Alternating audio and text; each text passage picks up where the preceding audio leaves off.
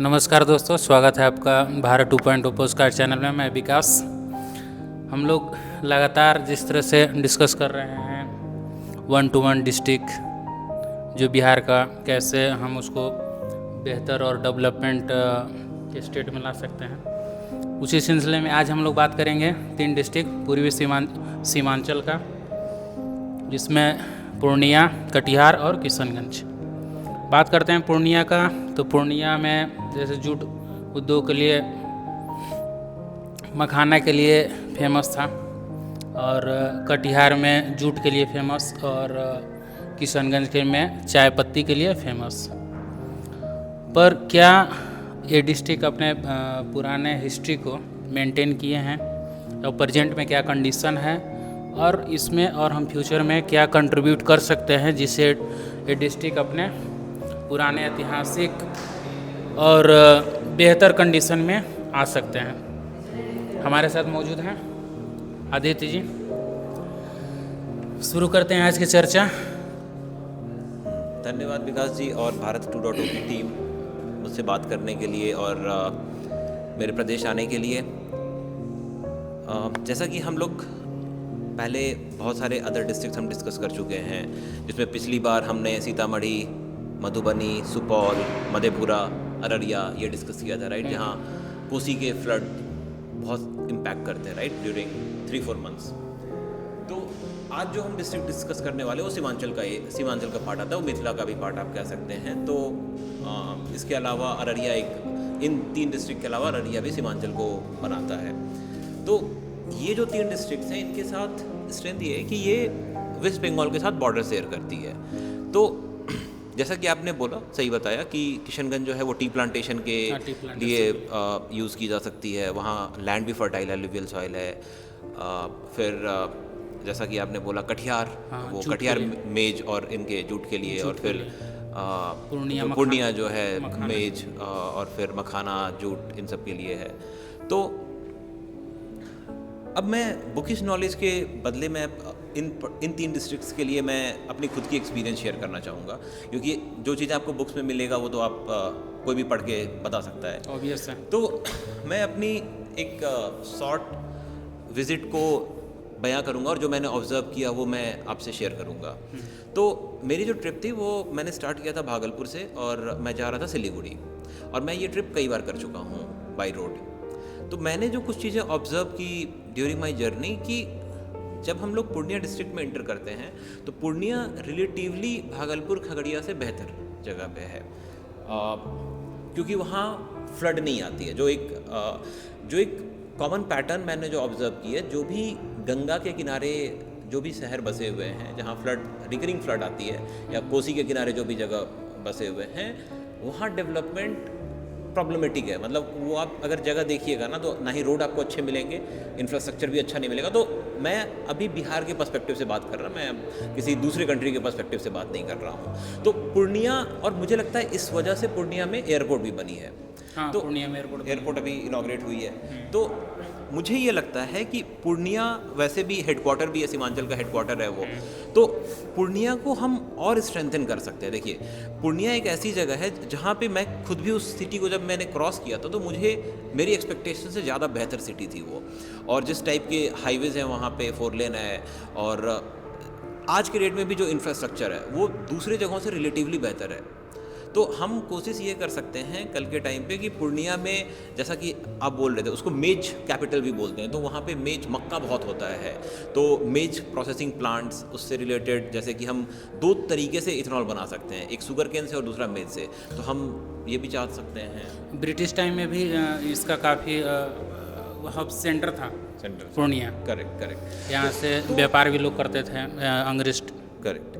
तो और अच्छी बात यह है कि ये बॉर्डर डिस्ट्रिक्ट है, राइट। यहाँ से आप वेस्ट बंगाल और फिर बांग्लादेश के साथ भी आप ये कर सकते हैं, ट्रांसपोर्ट, और फिर आप व्यापार कर सकते हैं, राइट। तो मुझे ये लगता है कि अगर हम पूर्णिया और कटिहार को मिला दें, राइट। देखिए, कटिहार के साथ जो खूबी है वो ये है कि वहाँ पे one of the largest eastern side में रेलवे स्टेशन है, रेलवे स्टेशन, कटिहार जंक्शन है। तो इससे होता क्या है कि, तो हम लोग डिस्कस कर रहे थे पूर्णिया और कटिहार की जो स्ट्रेंथ है वो ये है कि देखिए कटिहार में जैसा कि हमने डिस्कस किया कि one of the largest railway junction है, राइट, कटिहार जंक्शन है, तो हम वहाँ पे उसको एक ट्रांसपोर्टेशन हब भी बना सकते हैं, वेयर हाउसेस या फिर स्टोरेज यूनिट्स, राइट, जो कि हमें इंटर स्टेट ट्रांसपोर्टेशन के लिए हम यूज़ में ला सकते हैं। इसके अलावा जैसा कि हम डिस्कस कर रहे थे कि जूट और मेज ये दो one of the largest producers है, राइट, और वहाँ से हम एक्सपोर्ट भी करते हैं, तो हम इनकी प्रोसेसिंग प्लांट्स बनाते हैं वहाँ पे। एक चीज़ और गौर करने वाली बात यह है कि आप अगर किशनगंज को भी ले लेते हैं तो किशनगंज में अलीगढ़ मुस्लिम यूनिवर्सिटी का एक ब्रांच है वहाँ पे, जैसा कि मुझे पता चला है। तो और डाटा ये बोलती है कि Kishanganj one of the purest district है। तो जो हम पहले डिस्कस कर रहे थे ना कि अररिया, मधुबनी, सीतामढ़ी, तो इनके साथ किशनगंज का भी नाम आता है कि किशनगंज भी बहुत पुअर है। जैसे हम डिस्कस कर रहे थे ना कि मल्टी डायमेंशनल पॉवर्टी है, तो वहाँ सिर्फ पैसा उनके पास कम नहीं है, बल्कि जो स्वास्थ्य की सुविधाएं हैं वो भी बहुत अच्छी नहीं है। तो हम ये इंश्योर कर सकते हैं कि यहाँ पे एजुकेशनल सेंटर, ITI और पूर्णिया और कटिहार में एग्रो बेस्ड बिजनेसेस हम यहाँ पे खोल सकते हैं, जिससे कि MSME को फ़ायदा मिले। और चूँकि हम ये वेस्ट बंगाल बॉर्डर के साथ है, के पास है, तो हम ट्रांसपोर्टेशन ईजिली हम कर सकते हैं। तो अब एक चीज़ और देखिएगा कि इस पर्टिकुलर डिस्ट्रिक्ट में इस साइड से हमारे पास महानंदा है, उसके अलावा यहाँ पे एक कमला रिवर है और कटिहार के पास गंगा है, राइट। तो इसकी वजह से ये बेल्ट जो है फर्टाइल है। तो जैसा कि हम डिस्कस करते रहते हैं कि भले ही यहाँ पे बाढ़ आता है इन नदियों की वजह से, बट लैंड की फर्टिलिटी भी इन्हीं नदियों की वजह से है। तो हम वाटरवेज के थ्रू भी ट्रांसपोर्टेशन का हम सोच सकते हैं, जो कि शायद सेंट्रल गवर्नमेंट ने कुछ स्टार्ट किया था, लेकिन चूँकि हमारे पास वाटरवेज इतनी अच्छी है गंगा की, तो हम कहीं यहाँ पे मतलब कुछ जगहों पे हम ऐसा हब बना सकते हैं जहाँ पे कि आप लोड अनलोड करें, सामान वेयर हाउस रखें और फिर आप उनके थ्रू ट्रांसपोर्ट करें। फूड प्रोसेसिंग यूनिट भी इसमें हो सकता है, बन सकता है। करेक्ट, फूड प्रोसेसिंग यूनिट तो डेफिनेटली बन सकता है, क्योंकि देखिए पूर्णिया जो मेज की बात कर रहे थे, तो मेज कैपिटल है, तो मक्का जब यहाँ पे बहुत ज़्यादा होता है तो हम डेफिनेटली मक्के के बहुत सारे डिफरेंट प्रोडक्ट्स हम बना सकते हैं, राइट। मक्का के अलावा बनाना, केले की खेती होती है, केले खेती होती है, और जूट तो आपने बोल ही दिया। उसके अलावा जो पैडी और वीट हो गया वो भी होता है, क्योंकि सॉइल यहाँ पे बहुत अच्छा है। तो हम जिसे हम बोलते हैं ना कि पैक्ड फूड्स, तो आज के डेट में इंडिया की पॉपुलेशन 1.5 बिलियन है, राइट। सिर्फ अगर हम अपने कंट्री की कंजम्पशन की बात करें ना, तो अगर हम यहाँ पे कुछ अच्छे एग्रो प्रोसेसिंग प्लांट्स और फिर पैकेजिंग प्लांट्स यहाँ पे अगर हम बनाते हैं, तो रोजगार भी वहाँ पे बढ़ेगा और लोगों की आमदनी भी बढ़ेगी, पर कैपिटा इनकम बढ़ेगा। किशनगंज में टी हब सेंटर भी बना सकते हैं, डेफिनेटली मल्टीपल। हम देखिए किशनगंज तो मुझे लगता है कि हम इसको टूरिस्ट प्लेस भी बना सकते हैं। हाँ। जैसे चूंकि ये सिलीगुड़ी से सटा हुआ है, तो जनरली लोग सिलीगुड़ी, जिसे हम चिकन नेक बोलते हैं, राइट, वहाँ पे लोग टूरिज्म पर्पज से भी जाते हैं और बिजनेस पर्पज से भी जाते हैं। तो हम इस बात का फ़ायदा उठाएं कि किशनगंज का खास करके का जो ईस्ट वाला रीजन है उसे हम और डेवलप करें और इंश्योर करें कि वो एक टूरिस्ट डेस्टिनेशन भी बने। और जैसे टूरिस्ट डेस्टिनेशन का मतलब यहाँ पे ये हुआ कि आप टी प्लांटेशन के साथ साथ कुछ रिक्रिएशनल एक्टिविटीज़ प्रोवाइड कीजिए। आपके पास ये महानंदा रिवर है ही है, तो आप अगर साउथ में जाइएगा तो जनरली जो भी रिवर के साइड अगर टी प्लांट्स होते हैं ना, तो वो तो आप डेफिनेटली कुछ रिक्रिएशनल पर्पजेज़ के लिए बना ही सकते हैं। होटल्स, रेस्टोरेंट्स वो बना सकते हैं आप वहाँ पे। तो मुझे लगता है कि सरकार को इन चीज़ों को सिर्फ सोचने की ज़रूरत है और फिर धीरे धीरे एक प्लान बनाने की ज़रूरत है कि भाई आप इनको इम्प्लीमेंट आप कैसे करेंगे, क्योंकि अगर आप इन चीज़ों को सोच नहीं सकते हैं तो आप इम्प्लीमेंट तो कर ही नहीं सकते हैं। और इम्प्लीमेंट ऐसा भी नहीं होगा कि आप एक ही बार में इम्प्लीमेंट कर दीजिएगा, आपको 10 ईयर प्लान बनाना पड़ेगा एंड देन उस 10 ईयर प्लान को छोटे छोटे प्लान में ब्रेक करना पड़ेगा, माइलस्टोन्स में, कि हम ये कंप्लीट किए, ये कंप्लीट हाँ, 1 डिस्ट्रिक्ट 1 प्रोडक्ट यहाँ से जनरेट करना ही पड़ेगा। और GI टैग का जो बात हम लोग कर रहे हैं पिछले कई वीडियो में, वो भी हम लोग को करना पड़ेगा। हाँ, अगर जैसे GI टैग यहाँ पूर्णिया में हम दे सकते हैं, क्योंकि पूर्णिया में अगर मक्का बहुत अच्छा होता है तो हम अगर रिसर्च करें कि मक्के की क्वालिटी कैसी है यहाँ पे, तो उसके अकॉर्डिंग यहाँ पे GI टैग दिया जा सकता है। कटिहार में फिर जूट से रिलेटेड बहुत सारी इंडस्ट्रीज बन सकती है। आज के टाइम पे जूट बहुत फेमस, बहुत ही ट्रेंड में है। जैसे हम फैशन का ट्रेंड बोलते हैं ना, तो जूट बहुत ट्रेंडी क्लोथिंग में आता है, राइट?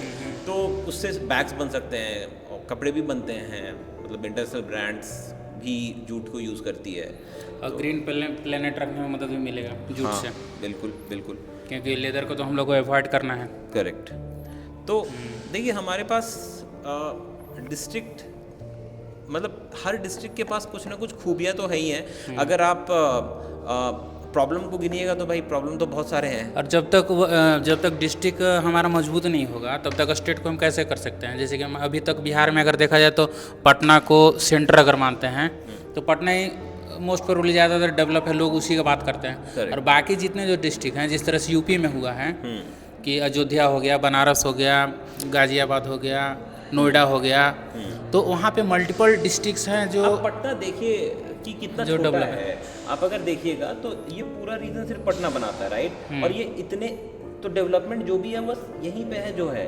आप अगर देखिएगा तो पटना का जो पूरा डेवलपमेंट है वो बस इसी एरिया में रुका पड़ा है। फिर ये फतवा देख लीजिए, दनियावा देख लीजिए, और फिर नौबतपुर देख लीजिए, ये सब तो अभी भी छूटा हुआ ही है।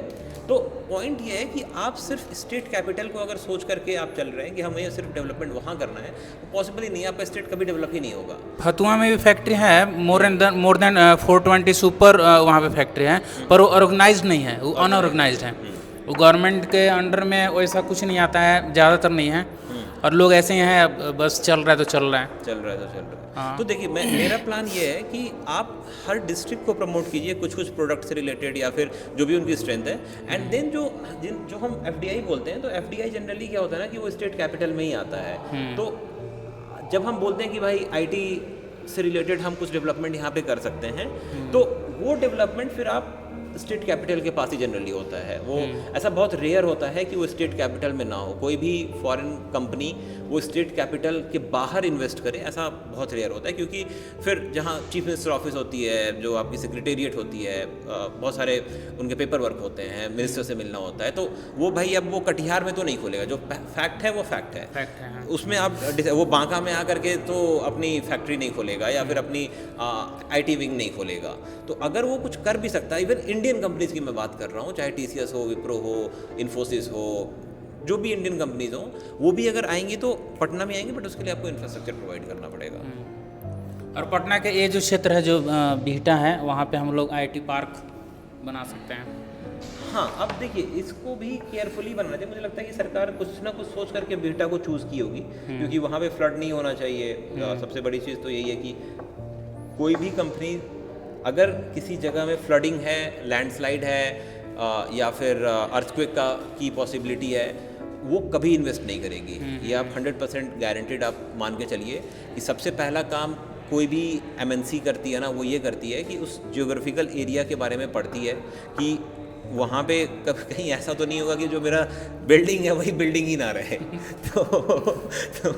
तो ये हमें इंश्योर करना पड़ेगा यहाँ पे कि जिस जगह को हम उनको बोल रहे हैं कि भाई आप यहाँ पे आकर के इन्वेस्ट कीजिए, तो वो एक, अब आप देखिए पटना सिटी भी ऑर्गेनाइज्ड है नहीं, तो मुझे लगता है सरकार को, जैसे हम रिंग रोड का कंसेप्ट बोलते हैं ना, वैसे ही इनको एक रिंग रोड का कंसेप्ट लाना पड़ेगा। या तो एक पर्टिकुलर एरिया चूज़ कर लें, या तो फिर ये बिहटा चूज़ करें, या नौबतपुर चूज़ करें, जो भी चूज़ करें, या तो मतलब एक कम्प्लीटली नया एरिया वो होना चाहिए, या फिर ये धनरुआ चूज़ करें, या दनियावान चूज़ कर लें, मतलब जो भी चूज़ कर लें, यहाँ से 30-35 किलोमीटर के रेडियस में होना चाहिए, और डायरेक्ट कनेक्टिविटी होनी चाहिए to the airport and chief minister office, secretariat and all. Purnia में तो अभी एयरपोर्ट बनाया, तो उससे तो कुछ तो फायदा भी होगा। बिल्कुल होगा। ये तो अभी तो इनिशिएटिव है, बिल्कुल अभी और इस पे करने का ज़रूरत है। और पूर्णिया में एयरपोर्ट खुलने से देखिए एक ये ग्लोबल इमेज भी बदलता है। अगर किसी डिस्ट्रिक्ट में एयरपोर्ट खुलती है तो उसका एक इमेज भी बदलता है, एक मैसेज भी जाता है कि ये डिस्ट्रिक्ट के पास वो इंफ्रास्ट्रक्चर है जहाँ लोग अफोर्ड कर सकते हैं एयर से ट्रैवल करना। उसके अलावा जनरली एयरपोर्ट आप वहीं पे खोलते हैं जहाँ पे थोड़ा बहुत बिजनेस हो। मैं आपको जैसे बोल रहा था ना, मैं तो अपनी खुद की एक्सपीरियंस बोल रहा हूँ, मैं बुकिश नॉलेज नहीं शेयर कर रहा, कि जब मैं ट्रैवल किया इस पूरे एरिया में, मैं इस पूरे एरिया में कई बार ट्रैवल कर चुका हूँ। पूर्णिया एकमात्र ऐसा जगह था जहाँ पे मुझे लगा कि मेरी एक्सपेक्टेशन से ज़्यादा बेहतर जगह है वो। तो मैं एक्सपेक्टेशन बहुत लो ही लेकर के चला रहा। और तो मैं मतलब बहुत सारे स्टेट्स विजिट कर चुका हूँ, इंडिया से बाहर भी जा चुका हूँ, लेकिन पूर्णिया मुझे बेहतर लगा। तो ये था दोस्तों हमारा डिस्कशन पूर्णिया, किशनगंज और कटिहार पे। तो अगर आपको ये वीडियो पसंद आ रहा हो तो लाइक एंड सब्सक्राइब करें। धन्यवाद।